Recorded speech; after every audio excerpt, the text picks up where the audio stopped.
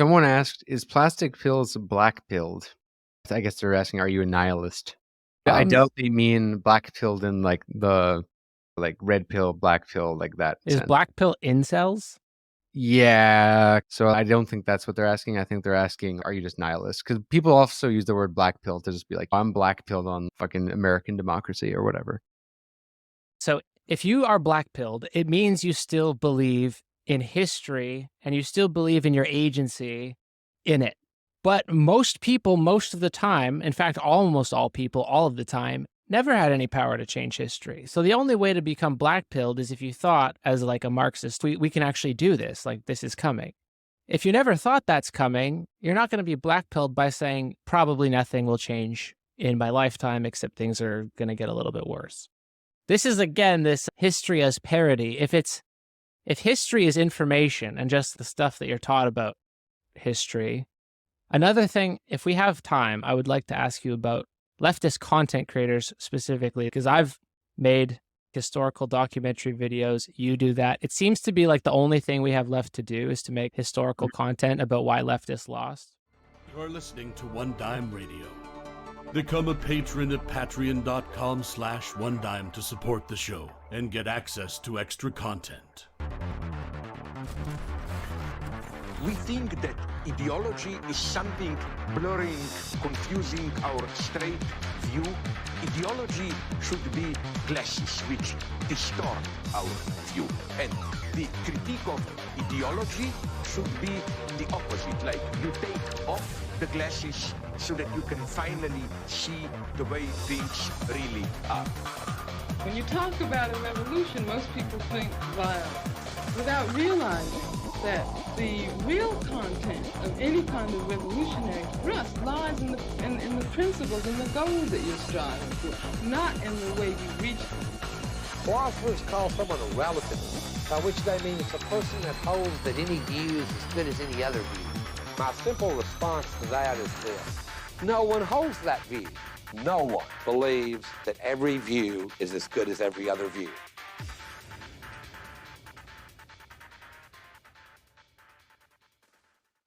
Welcome to One Dime Radio. Today I am here with a long-awaited guest, a guest that I've wanted to have on the pod for a while. Personally, one of my favorite YouTubers, dare I say probably my favorite YouTube channel, Plastic Pills. Welcome on the show. Nice. Thanks for having me here. People are very curious about what you believe politically, where you're aligned philosophically. The people want to know what does Plastic Pills believe? Who's the man behind the mask? Is Plastic Pills a Marxist, or is he a postmodern neo-Marxist? I'm not a Marxist. I don't think I've never gone that way. One of my co-hosts on my podcast recently came out of the closet as a Marxist. And of course, we're all very supportive of him. We encourage his embracing his identity, his new identity. But no, I'm not a Marxist particularly. That'd be an interesting topic. Are you a Marxist? I would say I'm like somewhat of a heterodox Marxist in the sense that if I was to choose a political ideology that I align closest with, it would be Marxism, but I'd be very heterodox in the sense that I don't like buy into everything. But that aside, right, I think you have the best, dare I say, the best theory material on YouTube, not just in terms of substance, in terms of editing. I think. Oh, you mean in terms of substance too? Like, I don't include lectures. I'm including videos that are produced that try to explain the theory. I'm comparing you to people who are trying to explain philosophical ideas, you know? It's a lane that I wouldn't even say I'm particularly in. My podcast is sort of in that lane, but my main channel, I would say a little bit different. But I would say you're the GOAT of TheoryTube for sure. While I appreciate that very much, I think that content creation in terms of doing theory almost always has the opposite of effect that it should. So really the best that I can say, the best hope is that a video makes someone decide that they want to read the book. But if you just watch the video by itself, you're probably going to get tons of wrong conclusions. Oh, yeah. Even if it's done well. So I do the best I can, but I think that's almost antithetical to thinking. And even this type of content, it makes up for many of the gaps. But of course, you can say that. Don't trust that. You need a long time. You probably need courses that go over stuff in detail to even have a little pre-tingle of understanding. And then only then you realize how much you don't actually know. So drawing conclusions, either good or bad, saying, I like this theorist, I don't like this theorist, I would warn against it. And then I've tried to mix it up with some not theory, or like, I don't know, dealing with an object using a theory rather than dealing with a theory, because that, yeah, it's not ideal as a medium to turn it into entertainment, but whatever. I tried. It's like a skeleton key, that encourages people to read it. That's what, videos are for. They're kind of like getting people introduced. But as far as editing, man, it's crazy, man. Just before we get into the theory stuff, like, how did you learn how to edit? I have a background in marketing, so that helps. It was mostly trial and error, self-taught. If you do watch like the early videos on my channel, I didn't know how to use After Effects. So I was animating in Photoshop. I would make a GIF Right. in Photoshop and then put it in Premiere. So it's been a learning process, but come a long way. Yeah, now I'm quite adept, I would say, even humbly, with After Effects. Do you consider your videos art? Yes. I had to pause. I had to pause there because art's a serious term. Art matters. Art's actually important. But today, art doesn't matter and it's not important. So I can say, yes, it's art because it neither matters nor is it important, but it is a codified practice that I'm adept at. So art on that level, yes. I think it's art if it has an aura, it was unique. It took effort to make and it stands out. It's not like a standardized mass produced product that you can repackage a million times. And I think YouTube Yeah. incentivizes people to like make the same content. Oh, you made one video about money? Make another one, capitalize it. You made one dunking on Andrew Tate, make more videos like that. It really encourages standardization. It's art if it has a signature. And I think I have a signature, you have a signature, and it's not pure repetition like for its own sake, unless you're that kind of YouTuber. I want every frame to be worth looking at on its own merit, insofar as I can. I can't pretend that I'm that intense about every video, but some of the videos are pretty intense in that way. It's Oh, a yeah. really stupid way to do YouTube, by the way, also. Mass production is how you win, and I prefer to lose. Death Drive. Maybe that's what keeps us going. Why haven't I standardized my stuff yet? Anyhow, clearly you think theory is of some importance. What do you think theory is useful for? Because some people will often say theory is just for academics, for Ivy League intellectuals. I care about organizing in the real world. I care about real politics. Yeah, there's a definition there between like real and fake. I'm not even going to prescribe theory for anybody else. Theory is idiosyncratic in that it's what I find valuable, what I find meaningful. Organizing, this mythical term that I've heard I should be doing. Don't know what it is. Not really concerned with it. I went to a platypus meeting a few years back. It was awful. So if you think that's organizing, then you go have fun. Yeah, they wouldn't say they're organizing. They're explicitly like a kind of theory reading group. Yeah, and it was children reading. I can't remember who it was. It was like, I don't even remember. I don't remember. It was children reading something that I had read quite recently, and I was like, I can't listen to this. But that's no shot at platypus. It was only one meeting, and I didn't go back. I felt that way with like Trotskyist groups. There's a lot of them in Canada, and they're super cringe. Well, back to the question, because I felt this, like, I was actually happy that you asked me to come on, because in terms of, I don't know, how do we differentiate philosophy and theory? We can go into that if you care about it or not. But then you put on my title here, it says Postmodern Neo-Marxism, which is some theory terms. And of course, that's one of my ironic labels because it's Jordan Peterson's greatest fear. He hasn't really noticed me. So I guess I'm in the clear there. But content creation, online shit, I feel like I'm getting dumber and I feel like I don't think and I don't have really time to think if I'm supposed to be producing. So they're antithetical in that way. Mhm. And I th- I think we need to think. I think we need to think more and sloganize less. And by we, that's just what I want to do. I don't really care if others do it or not. Stop the postmodern, like, relative, I can think this. I think you think we need to think. And that's okay. It's a assertive statement, one that can be prescriptive. I think it is a good prescription, honestly. I And would what like to but I think don't more. want to be too hasty with it either, right? I want to be hasty, be like, "Oh, just think." But what is thinking? Thinking isn't actually sitting on your couch. It's production, it's producing stuff, it's making stuff and going over ideas and thinking about our premises and the premises of our positions and not just using slogans. I've been thinking about this term quite a lot lately, which is sloganizing. And I want to be skeptical towards sloganizing because you could just list off like 29 different types of Marxists and Maoists and Trotskyists. They already came in here. They're all like ghosts in the room with us. But humbly, if we can decline to use these master terms and not let the slogan do the thinking for us, and not declare our identity before we've actually done anything, that's kind of my preference. Yeah. One of the greatest decisions I made was to take almost a year off YouTube when I went back to finish grad school. And I came back and I found it increasingly hard. I'm sure you've probably felt this contradiction, which is that in order to make something more popular, you like inevitably have to dumb it down.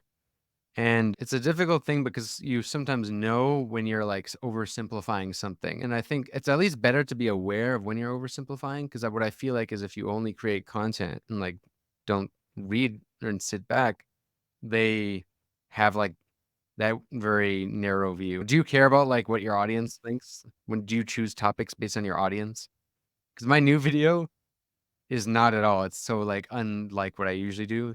It's on Ibn Khaldun explained through the lens of Dune, and I think it's a risk because it's not stuff my audience will like typically be used to. So I feel like it might bomb in the short term, might do well in the long term. Who knows? But I mean, I have a great audience in terms of not the public one, but the Patreon one, in that r- they seem to give me a lot of grace and be interested in whatever happens to be the interest for that month or that period. I have like four arcs a year, it seems like, looking back, and I want to make good content. And I think when I make good content, my audience gives me a lot of leeway to experiment or try new things, and I appreciate that immensely. So shout out. I mean, like also the YouTube audience No, I never pay attention to that. on Patreon. Like I also have a pretty good community, but I find on YouTube it's annoying when I look at like other channels that watch my channel. I don't know if you check that ever, like who watch. No, I didn't know you could do that. Yeah, I'd be curious who your viewers watch because it's interesting info. But for me, it's like socialist propaganda people, some of which are good, but it's not really like what I'm trying to do. At least it's not all I'm trying to do. As long as people are watching socialist YouTube, that's okay with me. Well, so you are a socialist then, I want other people to be a socialist, but I also want socialists to become really rabid about it. I want them to think more. right?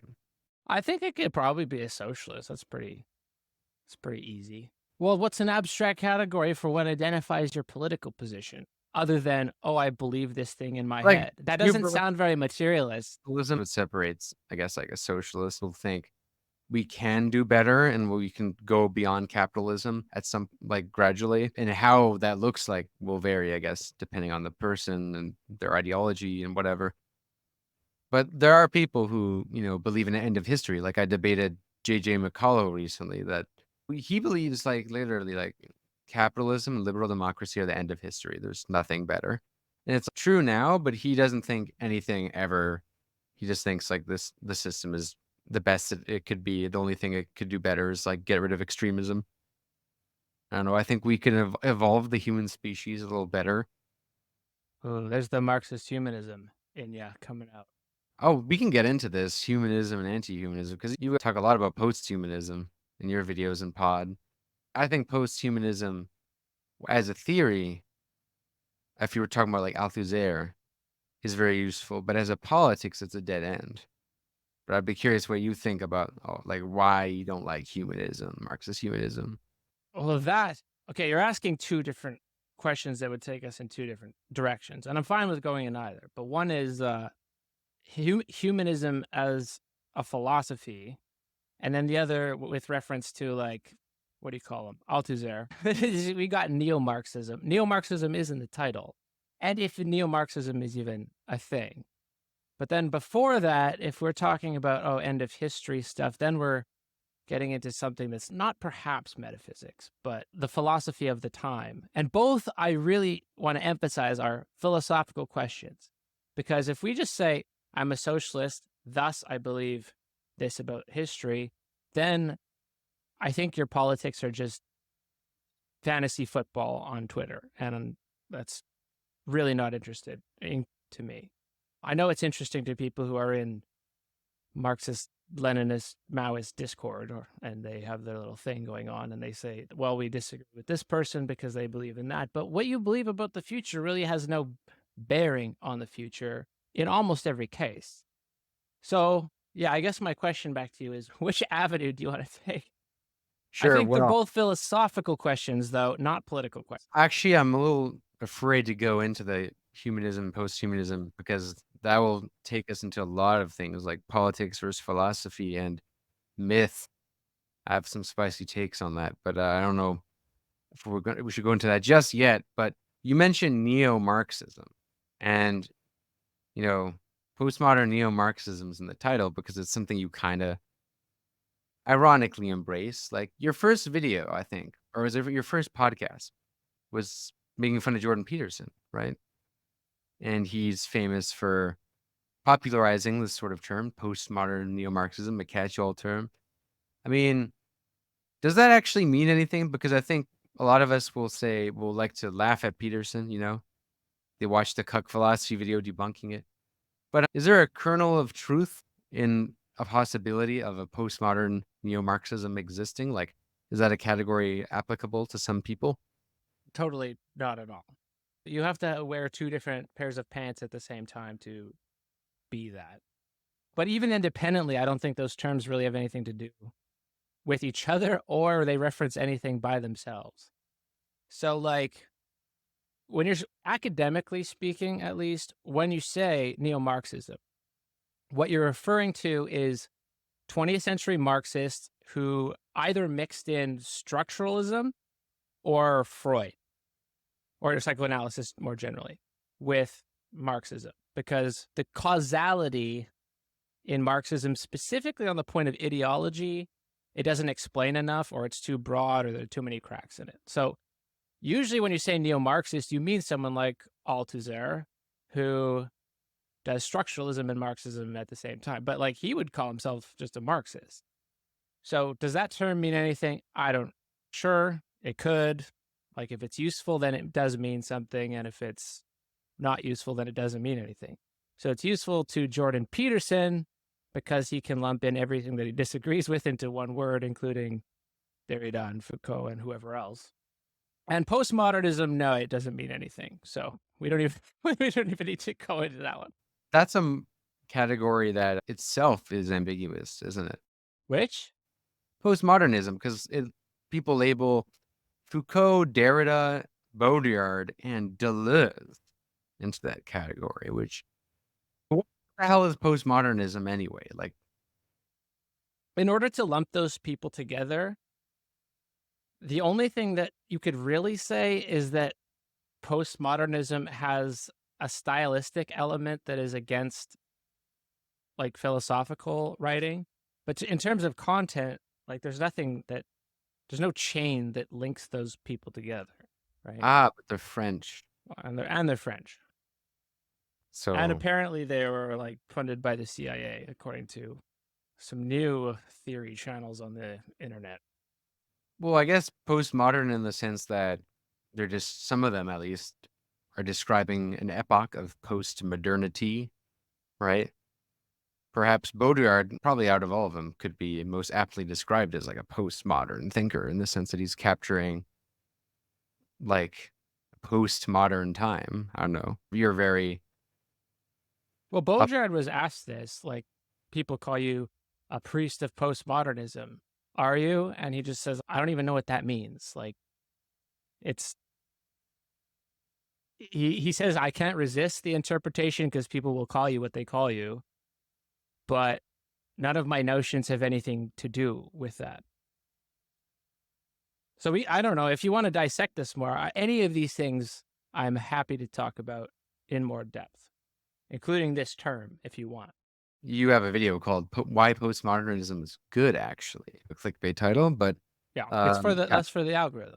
you need it. You need to, yeah. But yeah, I'm curious in what way like postmodern thought has influenced your thinking, because there's some Marxists who see, at least, yeah, contrary to what Peterson would think, Marxism, postmodernism being together. Many Marxists think postmodernism is like an existential threat to their thinking. They're very opposed to it. They'll even lump it in with the likes of like woke politics or post-colonialism. They'll like kind of call it like a pseudo-left tendency. They'll be against it. So I don't know. Wait, is post-colonialism not part of Marxism? Some post-colonialists will be Marxists, but as a discipline and as like also as a style, it's different. Like for example, like Marx has like a Western-centric theory of history. He Oh, thinks right. like He's revolution will happen in all of the first world countries. Post-colonial theorists will be like that's Eurocentric, blah blah blah. But that's another thing. Right. Why is postmodernism?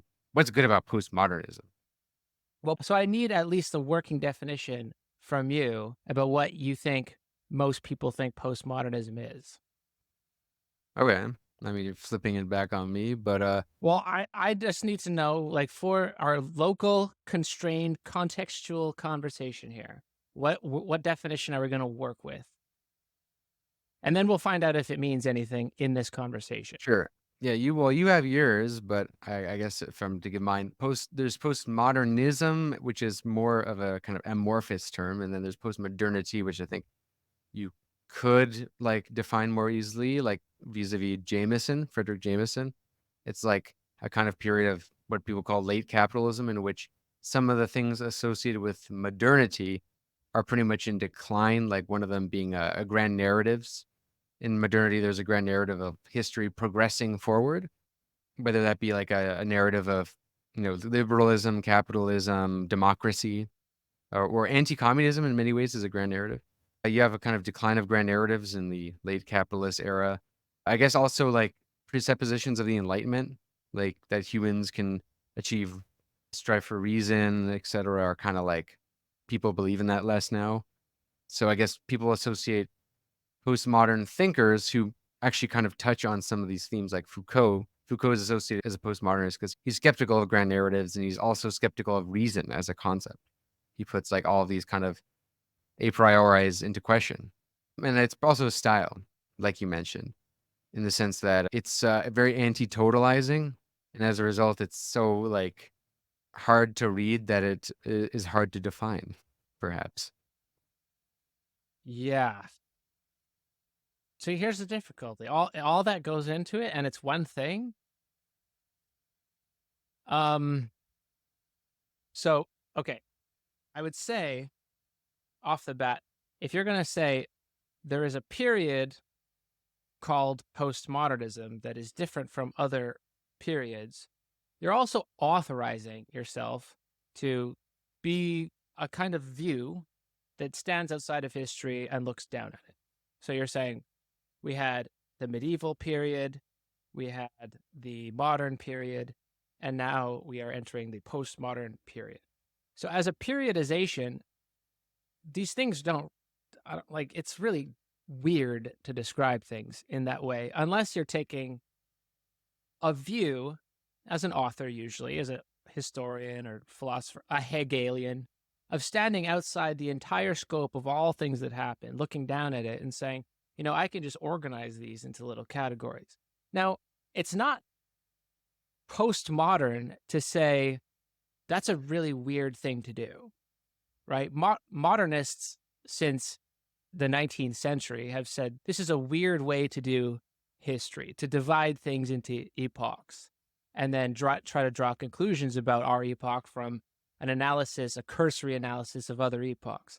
So I don't see why postmodernism is different from modernism in that way, in terms of saying you can't just periodize things, because as soon as you're at that level of abstraction and description, you're not talking about anything anymore. And you see this in like the discipline of history, an academic discipline of history, when the discipline moves to studying, small stuff. It turns to small scale and looks at court records and looks at who's owning what and looks at like micro histories. Here's what this family did about this situation. So is that postmodern? I don't think anyone would say it is, but it kind of already shows that this term is a little bit corrupted. And that's just in history as one example. But if we also take this to philosophy, whenever you say the Enlightenment philosophers thought this, the Enlightenment philosophers radically disagreed with each other over the most fundamental things, just, empiricism, rationalism. And then you have people mean that is like philosophers that occurred during the time that we call the Enlightenment. Yeah, but how can you disagree with the Enlightenment philosophers if they didn't agree with each other? Well, they obviously didn't agree on everything, but I guess the common thing is like a commitment to reason and progress. That's a thing people associate with Enlightenment philosophers. Like, for example, Nietzsche is usually not included as an Enlightenment philosopher. He's one who's a critic of the Enlightenment. Okay, but progress through reason on one hand, or then just like the rational method, I guess. Yeah, I guess you could say that. But like, what do you even do with the main thinker of modernity, like Kant, who goes, all we ever know is human knowledge, so we might as well get to know this thing really well. But it doesn't mean that we know anything about what's not human knowledge. Like in Jordan Peterson's estimation, that would make Kant a postmodernist, because he says, all we can know is the categories by which we know things. Yeah, Stephen Hicks, who wrote that book that Peterson gets his like anti-postmodernism from, he puts Kant, I believe, in the postmodern category. What? Yeah, Stephen Hicks puts Kant in the postmodern category because Kant is like reaches a conclusion that we can't know certain things. Like there's a limitation on what we can know. Well, we can only know what we can know. Okay, so this is insane. I've never heard this before. So what about like Descartes? Is Descartes a postmodernist? Well, an Enlightenment doesn't really happen when he's writing. So like how could he be postmodernist when modernity wasn't like a concept yet? Well, modernity wasn't a concept in modernity either. They weren't like, hey, I'm a modern. Well, I guess Kant, right? He writes the What is Enlightenment essay. So like Kant is commenting on the Enlightenment in his time. Descartes is like what, like 200 years before, like 16 something, something like that. So wait. I don't understand how Kant can be a postmodernist. I don't either. I'm not the one making the claim, but if we're trying to be charitable, then you can say there's things that we don't know. But if everything's postmodernism back to Kant, then why are we stopping there? Why don't we go to Russellinus? Russellinus says there's no such thing as a universal. This is just air that comes out of your mouth. Or fucking Heraclitus or Anaximander says that, the indefinite is the true source of reality and everything can only return to indefiniteness. Like that means just postmodernism is everything, and you've completely lost the point of the term, and like we can't even have a conversation about it at that point. Like postmodernism could be anything. Yes. I was assuming that postmodernism was, in Jordan Peterson's view, just some sense of anti-realism, that there may be a truth, but we can't know it, or we don't have access to it, or we might be deceived about it, which this is like medieval philosophy and prior to medieval philosophy. So if that's what it means, then that's like, this is just a stupid conversation to have. That's where I want to bring it, is what is like a helpful way to understand postmodernism, since you've spent a great deal of time talking about it. You clearly hold the word in some importance if you use it in your videos. What does postmodernism as a category like mean to you? Like, how would you understand this category? And subsequently, its value when it comes to the people associated with it. I wouldn't use it except ironically.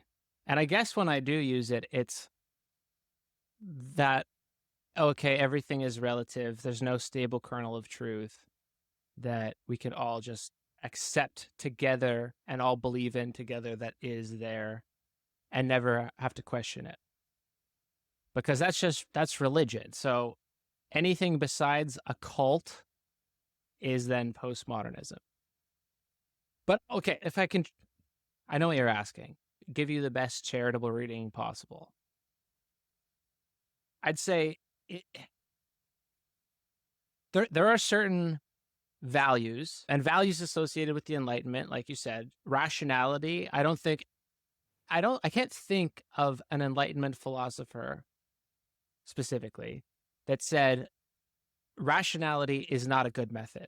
I think they pretty much agreed on that and drew different conclusions, certainly, but the method of rational argumentation, their writing style in terms of publishing books that go through these premises and reach a conclusion, not that they ever thought that they got to the truth or not that they didn't doubt the truth, but the method itself of rationality, they thought that was valuable. And they promised that it would be valuable and benefit us long into the future. So,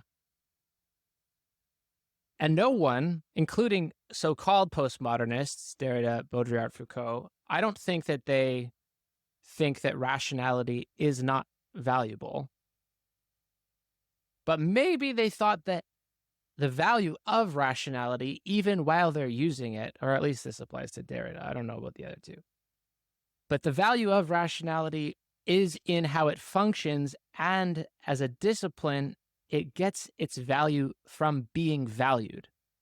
So its value is not intrinsic, and its value is not totalizing, or it can't be totalized, because, as they show in different ways through different readings, there's always going to be a gap in that totalizing capacity. And now, again, this doesn't conflict with someone like Hume. But if you're going to say that postmodernism is something, it's probably an emphasis rather on the gaps in the method of rationality that these different philosophers had kind of taken for granted. And Hegel, of course, is the big problem for most of them. So Derrida is concerned, just as an example, concerned with philosophy as a discipline and why philosophy as a discipline is treated and functions differently than literature as a discipline. Because, in a sense, these disciplines are somewhat arbitrary, except for the fact that one values, rationality as a method, and literature values something else. It values different ways to play with language. So postmodernism, if you're saying it's what Derrida, for example, thought, this is everything I say I have to qualify still, because Derrida didn't really think this. Derrida pushes the inquiry, the rational inquiry, to its limit, looking for these slips, looking for the places where something cracks. But I would argue, if you're saying that, Baudrillard and Derrida are postmodernist, I'd say they're actually more fanatically concerned with truth than the people that they are reading and criticizing. Like, they're obsessed with truth. They don't want to let a single unspoken premise into the frame. They don't want to let humanism just be assumed as the correct ethical value. So I would say that the conclusion is mistaken for the premise, in that it's not that any of these guys said, it's all relative and only values matter. But they went through kind of painstaking effort using whatever text, or like in Foucault's case, looking at institutions and showing that ultimately these things aren't as universally or eternally valid as you're giving them credit for. So Mhm. I would just say, I'd say postmodernism, if that is what postmodernism is, a method, it's more true than the humanist Enlightenment ideals are. I find that interesting that you mention that they have a greater commitment to truth, because I think when it comes to the critique of postmodernism, this thing called postmodernism, there's two things going on with its critics. On one hand, they're critiquing the time period that they are associated with, either tacitly supporting or reinforcing. Like, for example, Baudrillard, I would say, is a man of post-modernity, that time period, in the sense that he describes like this time where the distinction between like what is real and what is not is increasingly, you know, Irrelevant. like the reality principle is falling apart, right? There's that, but there's also this thing where a lot of the time when people are critiquing postmodernism, like you mentioned with Derrida, like how he has this idea of like different interpretations of a text, and he is very skeptical about like fixed meaning, right? Meaning is only given through language and reference to other words, like, right? It's kind of taking structuralism to its conclusion in many ways. But that's his philosophy. Really, what Derrida is doing is basically just philosophy. Like, that's you alluded to Heraclitus. Philosophy has always been about, to an extent, skepticism, challenging what we think we know and take for granted. So there's nothing really opposed to that. But what I think people dislike is that they kind of are judging a branch of philosophy politically. They don't like postmodernism because it problematizes grand narratives, and philosophy will always kind of problematize absolutes and totalizing generalizations. But the nature of politics is that of grand narratives, master signifiers, generalizations, simplifications. So I think it's because these philosophers are politically, their background was, they're associated with being a leftist, socialist, former communists, whatever. And because their philosophy doesn't really support like a Marxist politics, or it's not very convenient for the politics in general, that's the critique that Marxists or people on the left often give of it, as well as people on the right. Because if people on the right want to believe in things like morals or certain universal truths, it problematizes that too. So, like, I mean, these postmodern thinkers, their value is more as like pure philosophers. They don't really necessarily hold value for building a political project, where I think people judge them on that basis, like whether they're useful for their political project. And I mean, they're kind of the opposite of that in many ways, like kind of Nietzsche, no? Like Nietzsche is also one of those thinkers you can't really fit into a political project. Yeah, well, I understand that, but this is like a Christian who reads Nietzsche and says Nietzsche's bad because he's anti-Christian. So like, okay, the guy doesn't speak to the values of your particular cult, so then it's bad. So I guess if Foucault is doing harm to the revolution, then Foucault is a bad person. So I don't have any response to that though. Well, I mean, if as I was in this transition going from grad school, being with my mentor, Assad Haider, who's a philosopher, and then going back to YouTube and interacting more politically, I noticed this huge contradiction between philosophy and politics, right? And it's difficult when we want to be political and also want to be philosophers or engage in philosophy. Because I would categorize you, and I know you don't like categorizations, but as a philosopher in this broad category, in the sense that you think like one, you don't think in certainties, you think in questions. Now, that's great for philosophy, but it's horrendous politically. And you'd probably be like, yeah. Yeah, But politics requires like cultic faith. And philosophy is about uncovering the causes of causes of effects, which is contrary to faith. And that's not postmodernism, that's just being skeptical. You can talk about fucking Socrates running around being like, you think you believe that, but it turns out you don't actually believe that. So yeah, if you don't have a use for philosophy, then why would you spend your time even talking about philosophy? So you do think it's necessary in politics to have grand narratives, dare I say grand myths? Because some people would say it's not. And, nobody wants to, maybe not nobody, but especially people on the left, like whether they be maybe a social democrat or like a self-described Marxist, they want to kind of think that their politics is founded in rationality. And I wonder what you think about that. I would just say, on its face, politics is about power, about producing results via power. And for power, you need some resource. And especially in the case of leftisms, that resource is people. People are either stupid or they don't have time to read philosophy. So you can't count on a philosophy to come to really any utility here unless you're going to allow enough time for everybody to read the same books you have. And they quite simply don't. There's always going to be fewer philosophers than there are people. That's a perennial truth, either because of, we could just say time. We'll just say no one has enough time to be a philosopher because it's painstaking and you have to, not be at work and shit to be able to do it.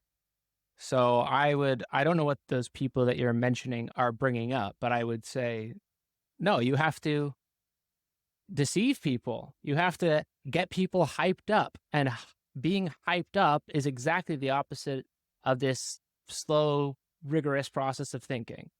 But one gets to power and one gets to truth, and those things are not compatible. Truth, philosophers get to the truth.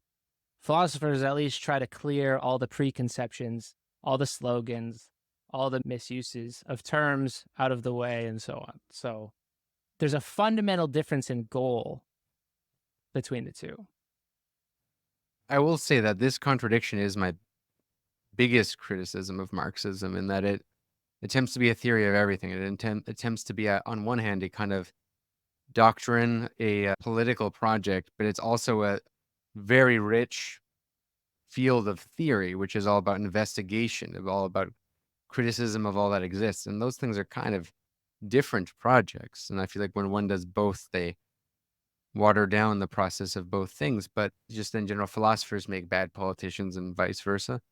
But it is like a contradiction I don't see a lot of thinkers deal with, that contradiction between philosophy and politics, other than maybe Leo Strauss, Max Weber. Well, can I go back to something you said? So if I'm remembering correctly, it's like Marxism, I think you rightly point out, it functions as both a politics and sort of a guide to action, something of a plan for the future or a roadmap, but also as a theory. And I think the theory, you usually call it just historical materialism, fair to say. And before offering a criticism, I'd say that historical materialism basically explains most of what you need to live your life, but it's also not really satisfying philosophically. Well, no, I should pause and say, look, I'm basically a historical materialist, but 75%.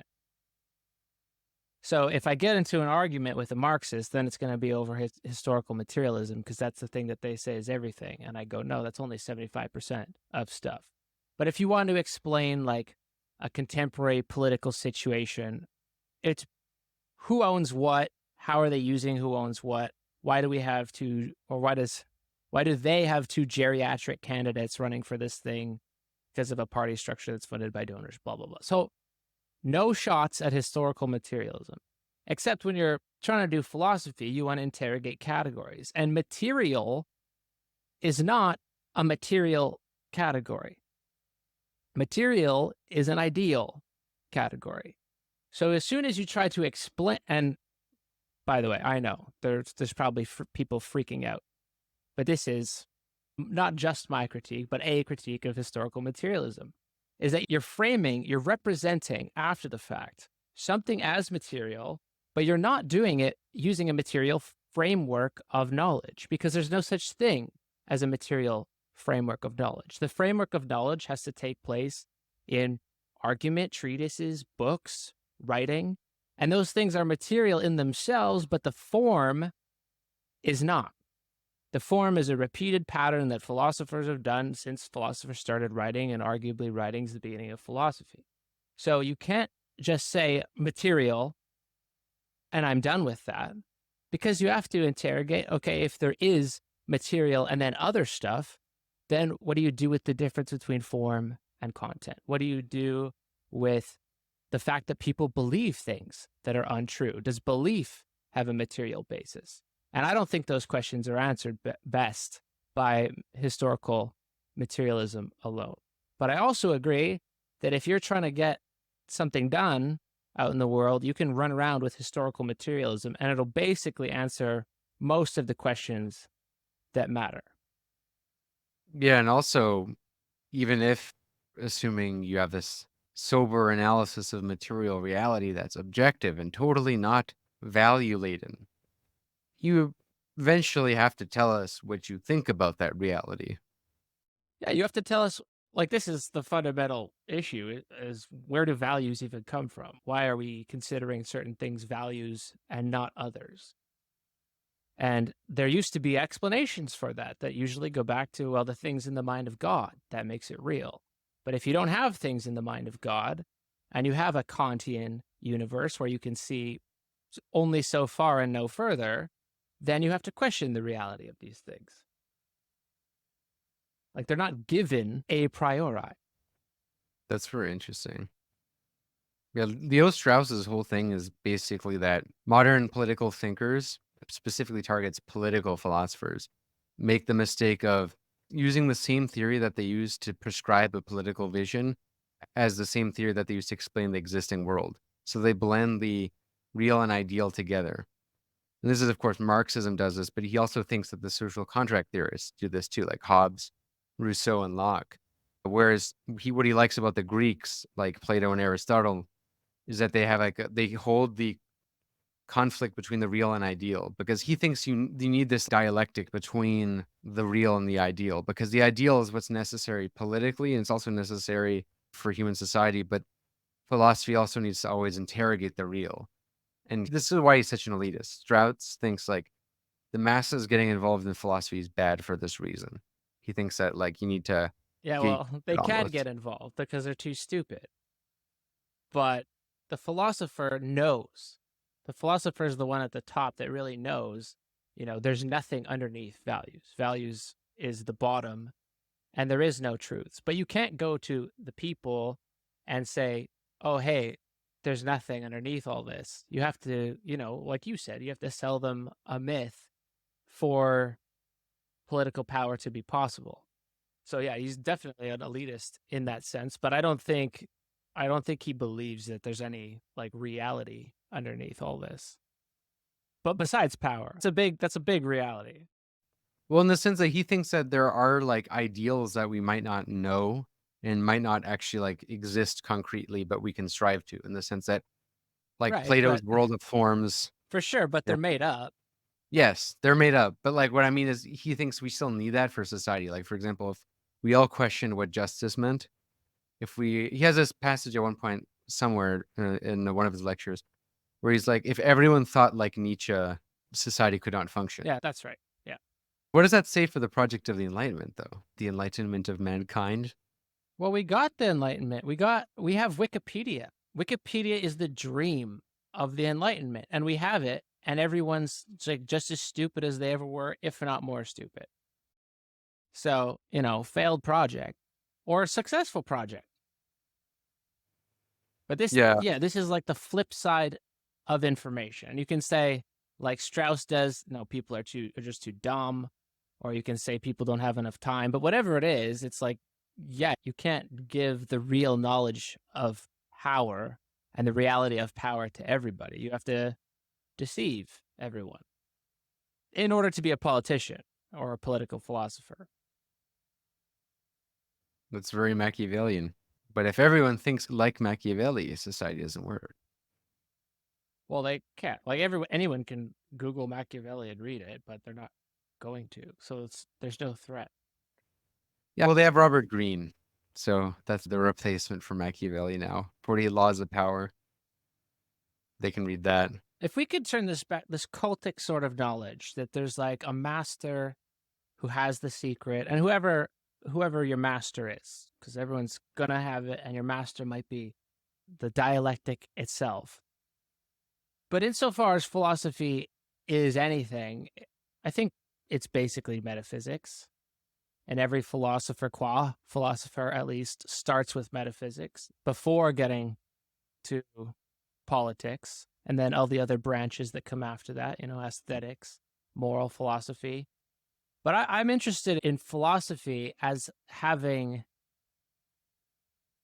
collapsed, it's completely irrelevantized because it's been conquered by not bad philosophers, but people like Oprah, who do philosophy programmatically. They follow the program of a metaphysics. It might be a stupid metaphysics, but still metaphysics.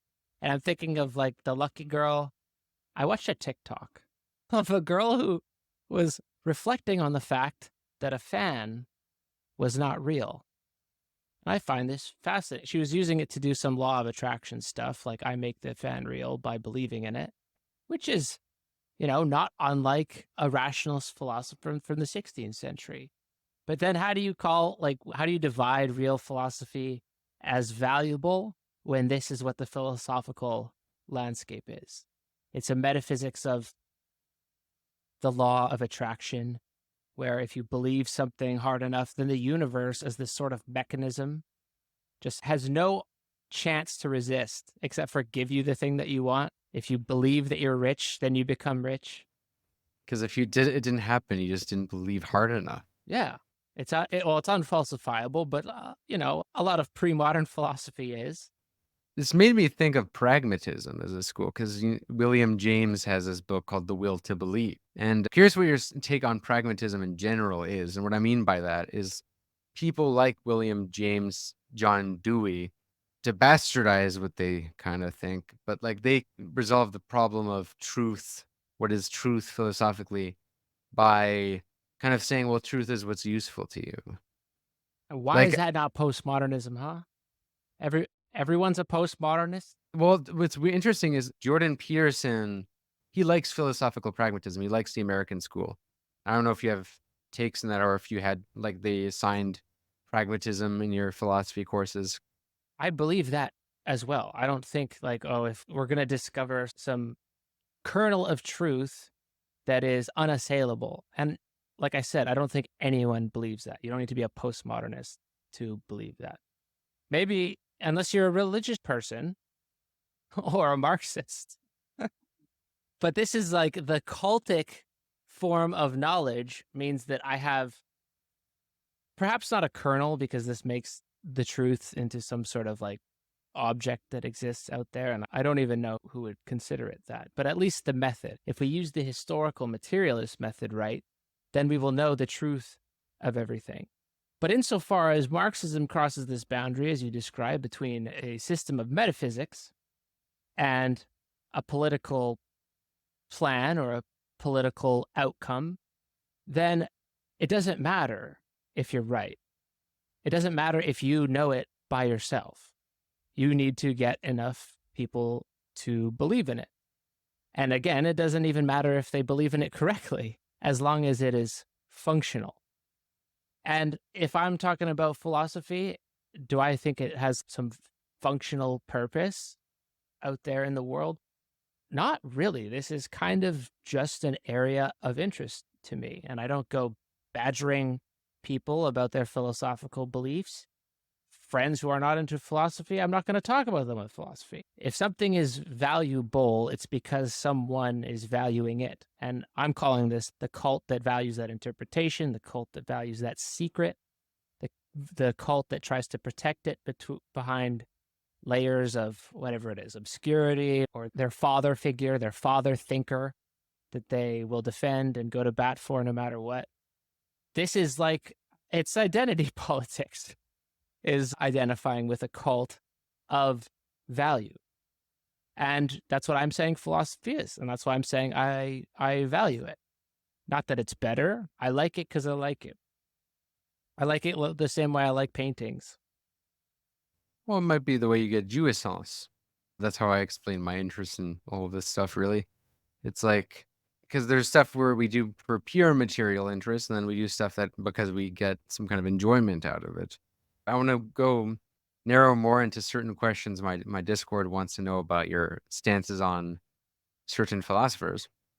First is your relationship to Gilles Deleuze, because you've covered both Zizek and Deleuze, and many people see Deleuze and Zizekians as sort of opposite camps. Have you ever seen the meme which was like, which way?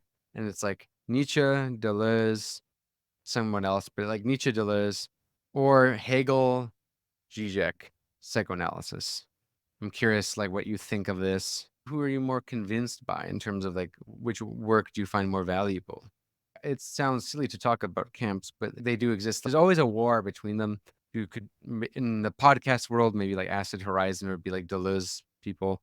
And then you have like Zizekians, maybe the people at Theory Underground or Zizek and so on, whatever. Like Zizek subliminally sneak disses all the time. Well, he in wrote his, a whole book about Deleuze that didn't yeah, really. Bodies Without Organs. That's not as, yeah, that one's overt. But even in his like more popular books, like Thief in Broad Daylight, he always likes to make polemics. What I'm interested in is you've covered both thinkers and you have an interest in both thinkers. So I'm curious kind of like where you sit in this, if at all. I don't think Zizek has done anything interesting since 2016. Gilles Deleuze hasn't done anything interesting since 1995 because he died. I guess I have to go with the pragmatist approach. I'm not going to declare someone the father here. But what I'll say about Deleuzian, now I don't know Deleuzians specifically, but I think they dismiss Hegel too easily because Deleuze spends a lot of time trying to escape Hegel, you might say. And contrary to popular belief, perhaps about Zizek, is I think he's trying to, in a sense, if not escape Hegel, push up against the edges of Hegel in terms of absolute knowledge. Now, I've come up with a response to Hegel that is just, he's dumb, it's too hard, and I'm not going to deal with that. This was Schopenhauer's response to Hegel. So I'm just going to go with that because the problem of, you can't quickly dismiss Hegel because as soon as you enter the argument using a similar form, you are going to go around and be dialecticized back into the idea. So you can't really defeat Hegel by arguing with him, I don't think, or by introducing new terms, because then you're continuing the process. The most convincing and the most careful way of attacking Hegel, in my opinion, is Derrida's glass, which if you look at it, just looks like a piece of, it looks absurd. It's written in two different columns. One side has this French author named Genet. And I think Derrida writes this way, not to do a gimmick, to be like, oh, look, I'm a postmodernist, I'm so edgy, I'm not writing in regular form. But it's because to write in regular form, if we have something that is the thing that we are working out whenever we are thinking, that is the idea relative to itself, then you can almost not escape Hegel. And a similar thing I think you can describe when Deleuze stops doing his monographs philosophy for a bit and then does Anti-Oedipus and Thousand Plateaus. Because if you're writing in this argumentative form of, we start at this position, we circle about, we choose certain points of evidence, end up with the concepts that we're going to be used, drill down on those concepts, and then start competing our concepts against another philosopher. As soon as you do that, you're entering dialectics again. So far from being an easy person to dismiss, again, I've said this is my ironic strategy because I don't want to deal with Hegel because it's too hard. I just say Hegel sucks. But I do mean that ironically. because to actually sit there and engage, it always risks being taken up again by the father. But anyway, back to gloss. What Derrida does in the deconstructive method is take this guy, Genet, and Genet, I can't go through this entire book, but it was striking when I first read it, like, I don't know, 9 years ago or so, when I was actually a Derridian. At one time I called myself, I said I am a Derridian. But he deals with Genet, who took his mother's name, right? And Hegel's philosophy of right begins with this analogy of the family. So we have discussion of Hegel on one side of the page, which is Hegel talking about the family, how the state arises from the family. And Derrida is putting little remarks in the notation while comparing it to Genet's text. And Genet, I don't know if I just mentioned this or if I'm just babbling at this point, but he took his mother's name. And the critique of the Hegelian state is a paternal relationship in which the feminine is erased, or the feminine is just ancillary. It's a gap. It's not necessary. And for Derrida, this is like Hegel's Christianity coming through. And Christianity, of course, is this relationship between the Father and the Son. And we arrive at absolute knowledge through the Father and the Son. Not explicitly in Hegel, but it's a form on the way to the idea as realized at a certain time. So instead of attacking, instead of saying, Hegel, this premise is false, we disagree with this part, you're excluding the feminine, excuse me, you're a chauvinist, etc., to do this would be to enter yourself back into the dialectic. But the strategy of putting two texts next to each other, one is a fiction in which the mother figure is taken as, I don't want to say primary, but it's taken as active as opposed to the unstated term that underlies the system. And putting these two next to each other, this is his attempt to deconstruct the Hegelian dialectic, which begins at the family and goes up to the state, by showing that there are missing terms. And the missing term in this case happens to be the mother figure or the sister, because the sister is irrelevant. I can't go into this. I'm sorry. I'm going to cut myself off there and just say one more point. Derrida's mode of critique here then goes into Hegel's personal life. It shows his letters. It shows him allegedly being unfaithful to his wife. It shows Hegel's relationship with his sister and mother, who are both named Marie, I think. And then he relates Marie to Mary, the mother of Jesus.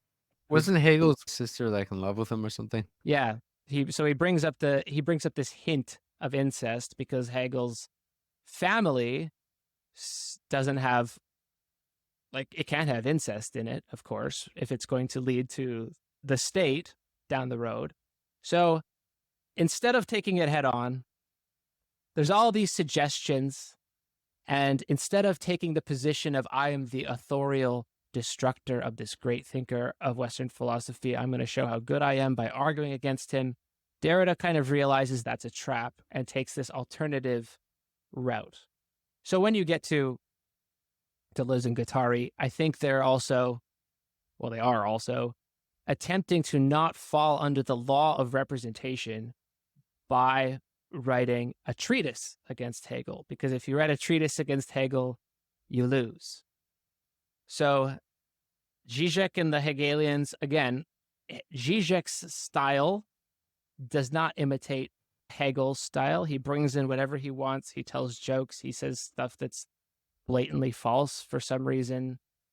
And so this is not, I don't know if you'd call it truly Hegelian or if it's a subversion of Hegel at the same time. That's what Zizek would say. He would be like, you are truly Hegelian. Yeah, exactly. You can't get out of it. And this is something Derrida realized. But Zizek is also subverting the Hegelian knowledge with the Lacanian object, but he is a Hegelian. I don't know. Like, the answer to this is go read your book. Just reinterprets Hegel. He tries to say like everyone was wrong about Hegel. actually absolute knowledge is still contradiction. Well, it's contradictory. Contradictory, but it's still like absolute knowledge is like the impossibility of going beyond contradiction. That's like a part of it. Right. The thing like stresses. Whereas I think it's popular to think that there's an end to contradiction to Hegel, which is where you get like that No. synthesis idea. Like the reasons that people hate Hegel are quite stupid, like that he's not thinking through contingency, he's not thinking of, otherness and countervailing forces, difference. But he's the one who invented all that shit, basically. Like, not exactly, but more or less. He's the philosopher who incorporated them first, which is why he's such a big deal. But he's also a hell of a lot of work, so it's easier to just say, fuck Hegel, I'm not doing that. Yeah, we're coming up on time on this episode, but I'm curious to talk to you more about Deleuze and Baudrillard and your predictions for Trump in the back room. Any last words you want to say on the public episode? I feel like I just rambled the fuck out of the end of that. Was that coherent? Probably most people will not understand that, but Well, in case you didn't understand it, it was right. I have a surprisingly patient audience, like honestly, I'm pretty grateful because sometimes I'll have people talk about politics. It'll be more straightforward. It'll be like, I'm, a Marxist thinker. Then I have someone talk about Hegel, like at last, who will just go super abstract. So it's really a mixed bag. But Can I just say to the Marxists, just yes, a parting thought, your whole thing is identity politics, so don't get mad at it. what do you mean, like class identity? No, like fucking Trotskyist, friggin' Maoist. And then they start every sentence with, well, as a Marxist Leninist, or as a Girondist, I shall have to disagree with you. Like, you're doing fantasy football based on the identity you've assigned yourself. Don't let your identity just sit there. Just start from the beginning. No, but most people want that, Phils. They want an identity and they want a belonging. Right. They want to grill with other people with those identities. That's what it is. But shouldn't you just want to grill with everybody? I know, this is why I'm a pluralist.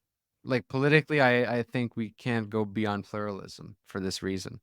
The alternative to pluralism is forcing one big religion on everybody, which I think is impossible today. Well, don't shoot your friends. How about that? Try. Yeah, anyway, see you in the back room. If you're not a patron already, what are you doing?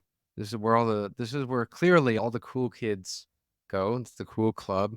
But if you're too broke, I get it. Give a 5-star rating. Anyhow, Yeah, take I've saved care. all my good shit for the back room. Always, every time. And check out Pills if you don't know Pills already. If you don't know Pills already, you're living under a rock. So check out Pills. Bye. My only hope is that when enough people become pessimists, then out of despair somebody maybe does something. But you know why I also like to be a pessimist? Because it's the only way to have a nice life. If you're an optimist, then always bad things happen and you are always disappointed. When you are a pessimist, then you look around, okay, there are bad, but from time to time something nice happens and you are, as a pessimist, you are a little bit glad all the time, no? You are listening to One Dime Radio. Become a patron at patreon.com/onedime to support the show and get access to extra content.